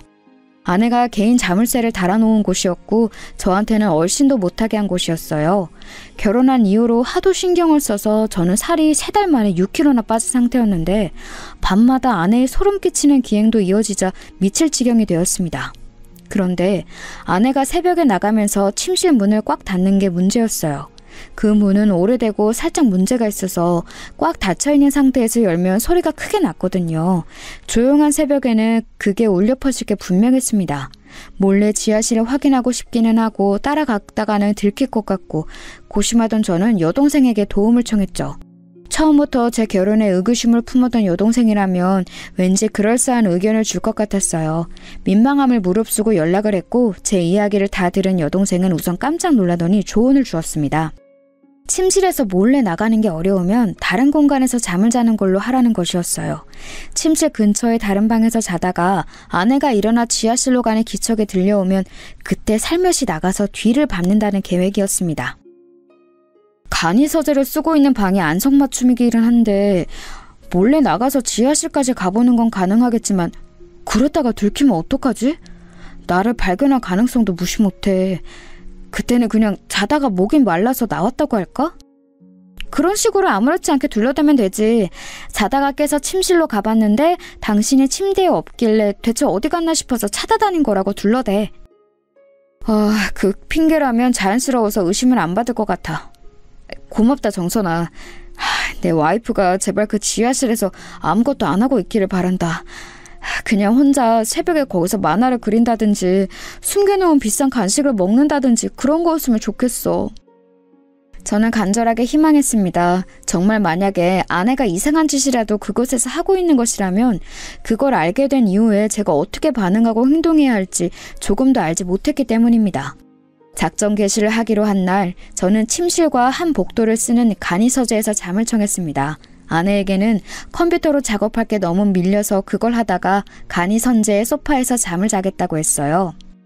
목이 뻐근해서 소파 팔걸이 같은 높은 베개를 하루 베고 자면 좋을 것 같다는 말도 덧붙이자 아내는 별 의심 없이 고개를 끄덕였습니다. 제가 작정하고 천연덕스럽게 말을 잘한 효과였죠. 저는 컴퓨터 타자를 오래 두드리며 작업하는 척을 하다가 이내 소파에서 잠이 든 척을 시작했습니다. 시간을 보니 새벽 1시 정도였죠.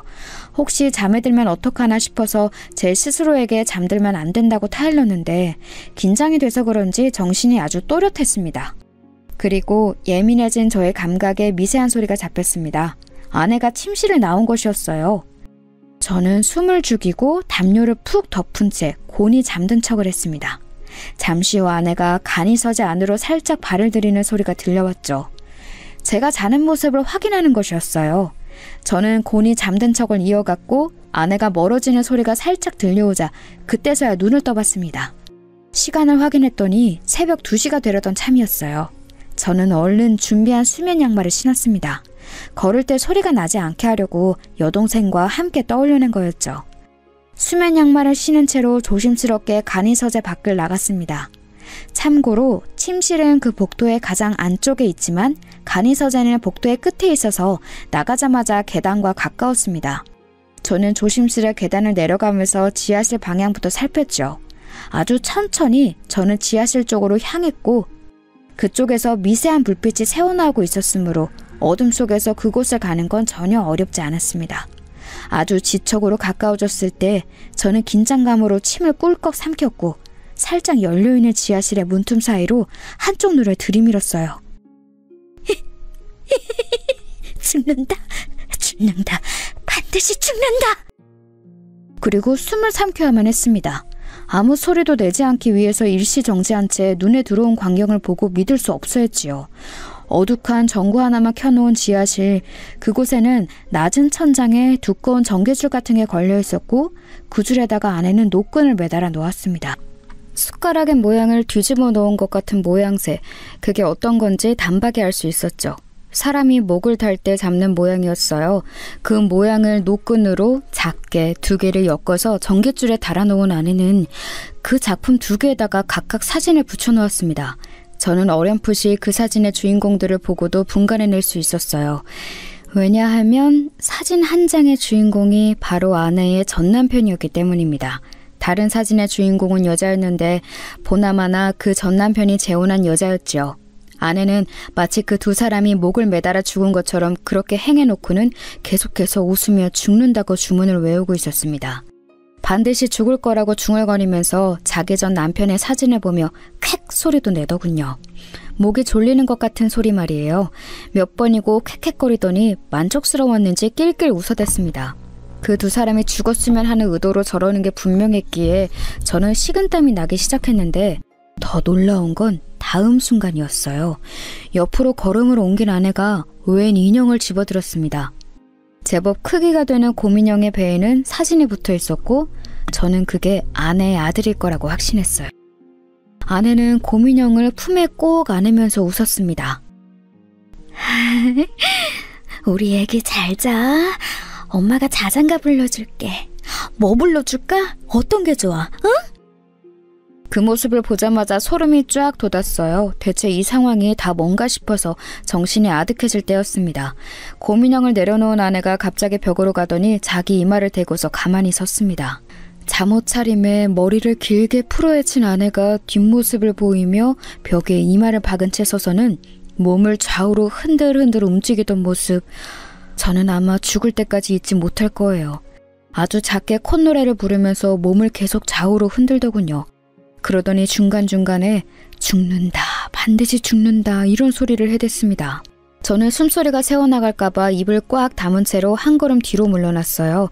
전신이 오싹오싹한 게 소름이 가시질 않고 있었지만 지금 당장 힘을 내서 방으로 돌아가야만 했습니다. 아무 소리도 내지 않고 계단을 올라가는 동안 울고 싶을 지경이었어요. 평생을 믿지 않았던 신께 빌었습니다. 제발 무사히 방까지 가게 해달라고 말입니다. 한겨울도 아닌데 온몸에 소름이 돋아서 한기를 느낀 채로 저는 침실까지 도착해서 침대에 누웠습니다. 떨면서 누운 채로 제가 본 것을 떠올려 봤지요. 믿을 수가 없었어요. 사람이 목을 매다는 것처럼 그런 모양새로 노끈을 작게 엮어서 거기에 사람 사진을 각각 붙여놓고 죽는다는 소리를 주문처럼 외우고 있었다니. 곰인형에다가 자기 아들 사진을 붙여놓고서는 자장가를 불러준다고 하지를 않나. 아니 솔직히 그것들보다는 벽에 이마를 대고 가만히 서 있다가 몸을 좌우로 흔들어댔던 것이 가장 무서웠습니다. 제 아내라는 사람이 그런 사람이라니 소름이 돋았어요. 그리고 바로 그때였습니다. 아내가 방으로 돌아왔어요. 저는 그 소리를 듣자마자 최선을 다해서 자는 척을 시작했죠.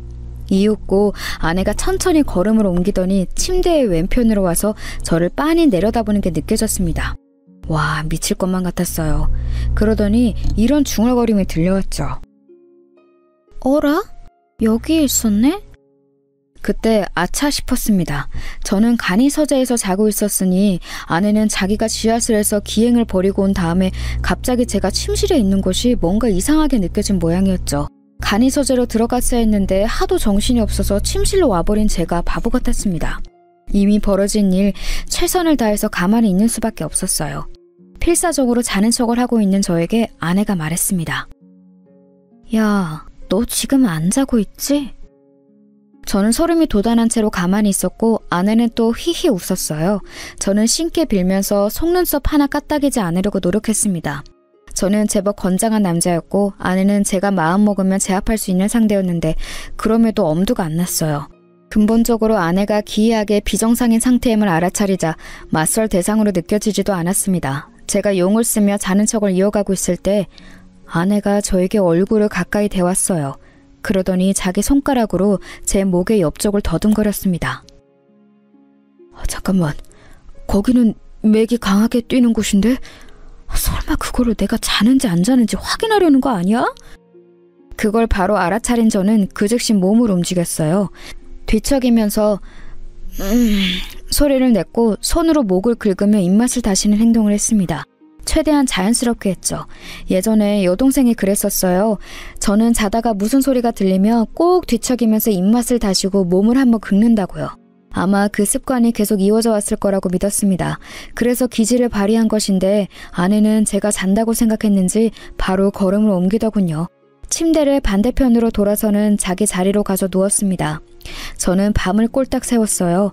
옆자리를 쳐다볼 엄두는 아예 못 냈죠.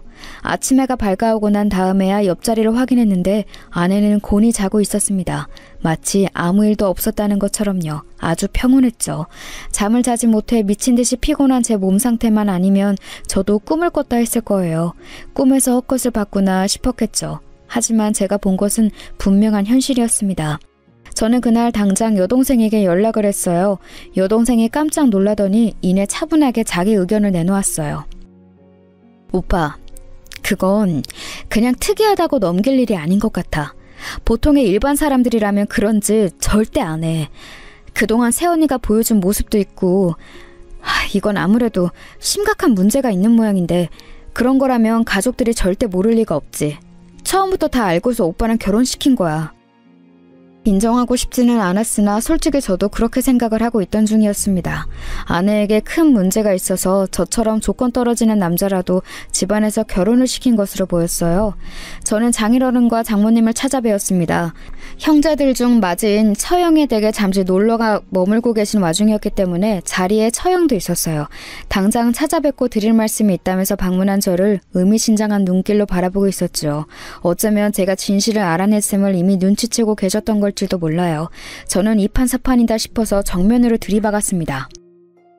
제가 안 쓰는 휴대폰이 한 대 있습니다. 그 공기계로 집에서 간단히 휴대폰 게임만 하는 정도인데요.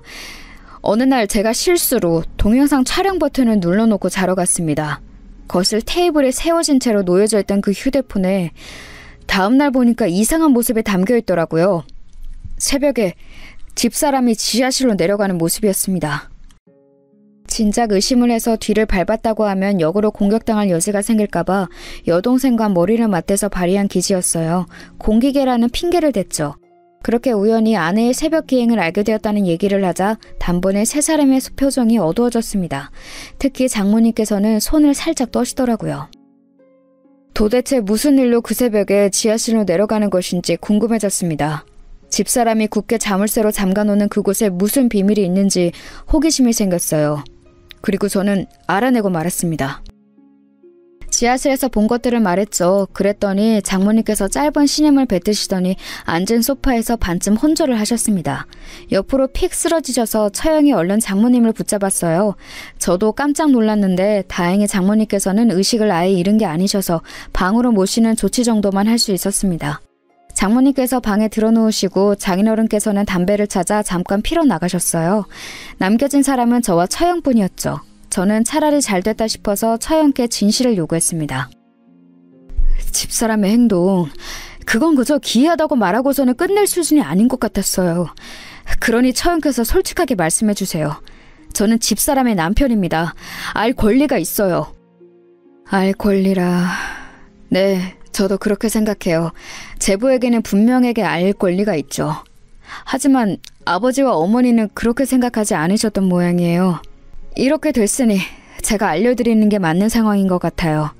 저는 제 생활을 하느라 바빠서 몰랐는데 저의 막내 새언니가 그렇게 된 건 결혼을 잘못했기 때문이라고 다른 가족들은 그렇게 말을 하더라고요. 미국에서 결혼한 그거 말씀하시는 거죠? 결혼 생활에 불행했기 때문에 집사람이 저렇게 된 건가요? 그건 저희 가족들의 주장인데요. 솔직하게 제 생각을 알려드리자면 비단 그것만으로 그렇게 됐을 거라고 여기지는 않아요. 정신적인 결함이 세연이에게 내재되어 있었는데 미국에서의 결혼 생활에 촉매제가 되어서 그게 겉으로 그때부터 드러나기 시작했을 뿐이라고 보는 게 옳겠죠.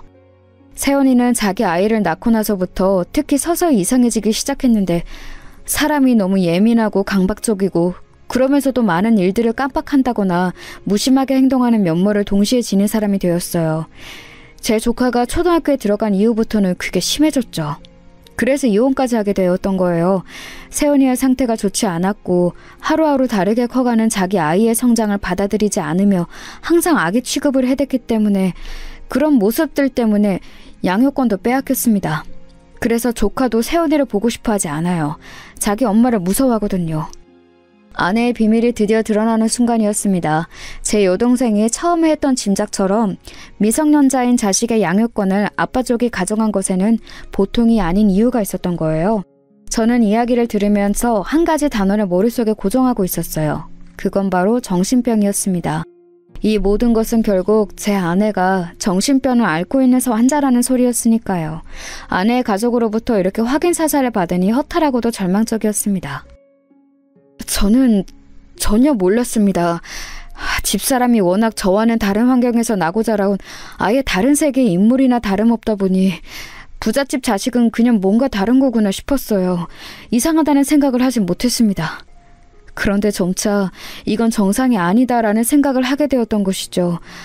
처형은 물론이고 장인어른, 장모님 그리고 다른 분들까지 전부 집사람의 상태를 알고 있었군요. 너무나도 잘 알면서 저에게는 아무런 언질도 주시지 않고 결혼을 시키신 거였네요. 제보한테는 미안하게 생각해요. 하지만 작정하고 속이려는 의도까지는 아니었어요. 그냥 말을 안 해도 되지 않을까 싶어서 말을 안 한 거였죠. 특히 저희 아버지하고 어머니가 세연이를 얼른 재혼시키고 싶어 하셨거든요.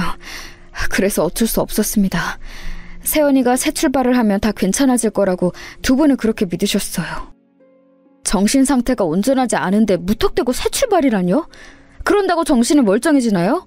병원을 가고 치료를 받아야 차도가 있는 게 병인 것인데 재혼이 답이라고 생각하신 건가요? 세연이는 이혼하고 나서 한국에 들어온 이후부터 상태가 좋아졌어요. 약은 진작에 처방받아 먹고 있었는데 그게 효과가 좋지는 않았거든요. 그런데 한국에 들어오고 나서 약이 잘 받게 된 것인지 어쩐 것인지 상태가 좋아졌고 아주 멀쩡해 보이기까지 했어요. 세연이는 자기 실수로 가정을 잃었다고 생각해서 상실감이 컸어요. 다시 가정을 꾸린다면 자기가 안정감을 되찾을 거라고 했죠. 그때부터 저희 부모님은 세연이가 얼른 재혼하기만을 학수고대하신 것이고요. 이제 이게 다 어떻게 된 일인지 명백히 알게 되었습니다. 아내는 정신병을 앓고 있었고 그래서 제가 아내 같은 부잣집 막내딸과 결혼할 수 있던 거였어요. 그리고 절망적이게도 아내에게 육촌오빠 되시는 분이 정신병원에 계신다는 걸 알게 되었습니다. 혹시 집안 사람들 중에 또 정신적으로 어려운 경우가 있냐고 아주 조심스럽게 처음께 여쭈어 보았고 어렵사리 받아낸 대답이었죠. 그러니까 이건 유전이었던 거예요. 집안 유전에 흐르는 정신적인 문제가 아내에게서 강하게 발현된 것이겠죠. 그렇다는 말은 만약에 우리 부부 사이에서 아이가 생기면 정신병이 이어질 수도 있다는 소리가 되는 거잖아? 이런 엄청난 사실을 이렇게 알게 되다니. 정말 참담했습니다. 엄청난 문제 앞에서 차마 뭐라고 말을 해야 할지 몰라서 한숨만 푹푹 내쉬고 있는데 장인어른께서 돌아오셨어요. 저는 굳은 얼굴로 꾸벅 목례를 보냈죠. 그러자 저와 처형을 번갈아 쳐다보신 장인어른께서는 이미 이야기가 오갔단 것을 눈치채셨습니다. 결국 다 알게 되었구만. 자네한테는 미안하게 됐다만 우리 막내딸이 그렇다고 해서 어디 일상생활을 못하나? 사회생활을 못해? 그건 아니잖아. 아주 멀쩡해. 이상한 눈으로만 바라보지 않는다면 전혀 이상하지 않아. 이봐 박서방, 나는 우리가 다 잘못되고 막내딸이 혼자 남겨지면 그 녀석을 옆에서 지키고 돌봐줄 사람이 필요해. 그게 자네인 거지. 자네가 평생 뼈 빠지게 돈 벌고 일해봤자 우리 막내딸과 결혼한 것만 하겠나? 절대 아니야. 그러니 이것을 불운이라 여기지 말고 일생일대의 행운으로 여겨주게. 내 부탁함세. 진짜 미칠 것 같았습니다. 살면서 마음이 그렇게 어려운 순간도 없었어요. 장인어른께서 차라리 저를 윽박지르고 고압적으로 나오셨다면 반발심이 들었을 겁니다. 하지만 저에게 엄한 투로 말씀을 하시면서도 장인어른의 표정에는 간절함이 엿보였습니다. 자식을 위하고 사랑하는 부모의 마음에 대고 제가 무엇라고 비난을 할 수가 없었어요. 저는 평생 부모님께 인정과 사랑을 받고 싶었던 집안의 둘째였으므로 부모로부터 이런 커다란 애정을 받는 아내가 그 순간 왠지 부러웠던 것도 같습니다. 저는 아무 말씀도 더 못 드리고 그저 인사만 올린 채로 그 집을 나섰어요. 여동생에게 문자가 많이 와 있어서 걱정할까봐 연락을 미룰 수 없어서 상황을 알려주었지요. 역시나 다들 알고 있었구나. 오빠, 이제 어떻게 할 거야? 이런 걸 비밀로 오빠가 그 집에 무언가를 요구한 것도 아니고 그렇다고 이혼할 거라고 강하게 나간 것도 아니고 아무런 상태도 아니잖아. 맞아, 아무런 상태도 아니야. 변한 것도 없는 것 같아. 내가 지금 네 새언니에게 품고 있는 이 마음이 그렇게 좋은 조건들을 타고났음에도 정신이 아픈 사람에 대한 측은지심인지 아니면 나를 속이고 농락해온 것에 대한 분노인지 나는 그것조차 모르겠다. 어떻게 해야 될지 모르겠어. 일단 지금은 그냥 지내보려고 해. 내가 지금 너무 답답하게구나. 아버지, 어머니 그리고 형한테는 아직 이런 걸 알릴 엄두도 안 나네. 오빠가 무슨 말을 하는 건지 나는 알 것 같아. 나는 오빠가 답답하다고 생각 안 해. 오히려 양심적이고 도의적이라고 생각하는 중이야. 오빠가 편한 대로 해. 나는 입단속 잘하면서 상황이 어떻게 되는지 기다리기만 할게. 제 여동생이라지만 정말 영특하고 진중한 것 같았어요. 여동생이 아니었다면 제가 이렇게 빨리 아내의 비밀을 정확히 밝혀내지는 못했을 거라는 생각이 들었습니다. 참 고마웠고 제가 열심히 키운 보람이 있더라고요. 저는 집에 도착해서 아내를 마주했어요. 아내는 아무렇지 않게 집안일을 하고 있었습니다. 새로 들여온 컵 세트를 정리하고 있더라고요. 분명 아침까지는 세상에서 가장 멀고 무서운 존재가 아니었는데 이제는 무섭지 않았습니다. 온갖 기이한 언행들도 가만히 돌아보니 무섭다기보다는 착잡하게 느껴졌죠. 저는 아내가 아마 차영으로부터 연락을 받았을 거라고 생각했어요. 그럼에도 모르는 척 구는 게 이제는 제 눈에 보였습니다. 여보, 우리 얘기 좀 할까? 나 오늘 장인어른 장모님 처형 다 만나 뵈었어. 그리고 다 들었어. 그러자 선반을 정리하던 아내의 손길이 딱 멈췄어요. 아무 행동도 안 하고 몇 초간을 그러고 있었죠. 그러더니 이내 웃으면서 저를 쳐다봤습니다. 무슨 얘기를 해? 뭘 들었는데? 나 멀쩡해. 나 괜찮아. 그러니까 당신이 신경 쓸 것도 없고 걱정할 것도 없어. 그러니까 제발 나한테는 아무 소리도 하지 마. 나는 아무렇지도 않단 말이야. 당신이 아무 소리 안 하면 아무 일도 없는 거야. 환하게 웃고 있는데 그 눈매가 슬퍼 보였고 입가는 떨리고 있었습니다.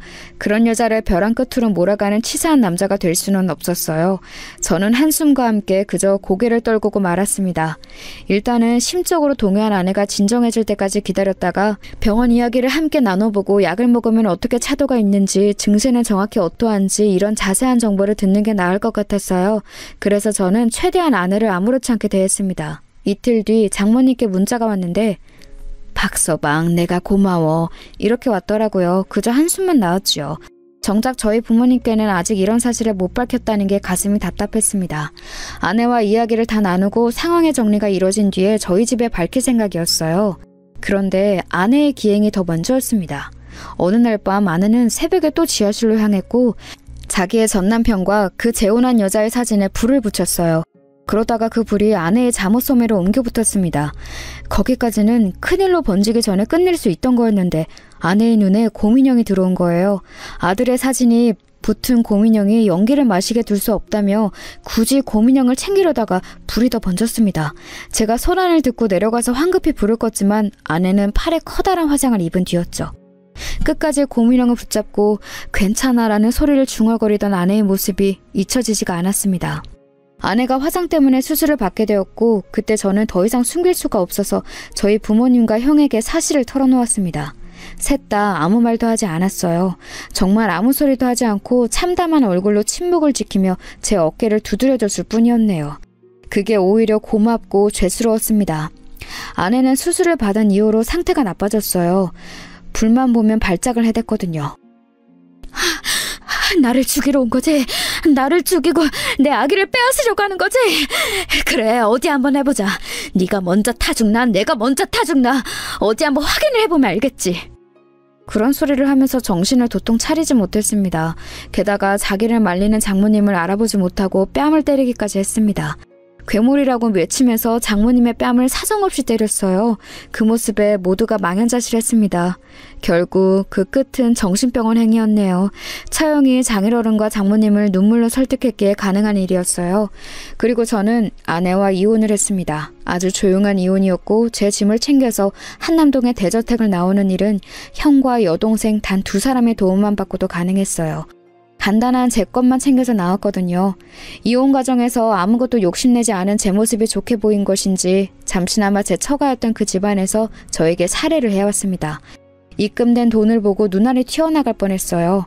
저는 이런 액수는 받을 수 없다고 연락을 드렸지만 그쪽에서 워낙 완강한 태도를 보이셨기에 결국 감사히 받는 것으로 했습니다. 그 돈으로 저는 가족들과 함께 해외여행부터 갔어요. 5 식구가 함께 말레이시아로 여행을 가서 허심탄회한 대화도 나누고 대단한 자연도 만끽하면서 재충전의 시간을 가졌습니다. 제 아내였던 사람을 보면서도 느끼는 게 있었는데 그건 바로 내 가족의 최고다라는 것이었어요. 정신이 아프든 몸이 아프든 끝까지 저의 편이 되어줄 존재는 가족뿐이었죠.